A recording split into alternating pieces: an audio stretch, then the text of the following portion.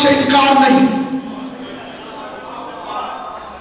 मजलिस मकतब हुसैन है, नमाज मकसद हुसैन है।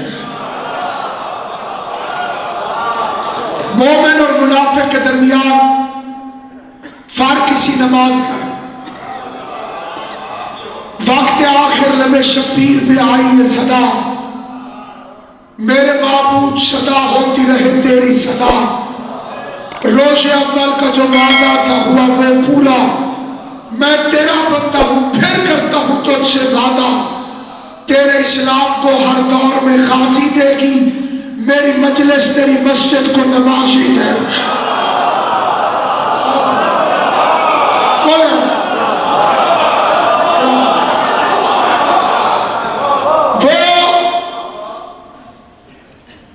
शिया कहलवाने का हकदार नहीं,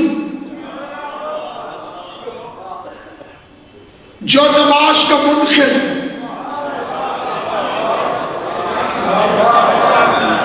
नमाज का इनकार कुफ्र है।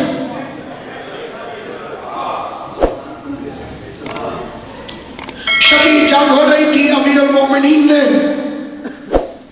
बरसते तीरों में अल्लाह अकबर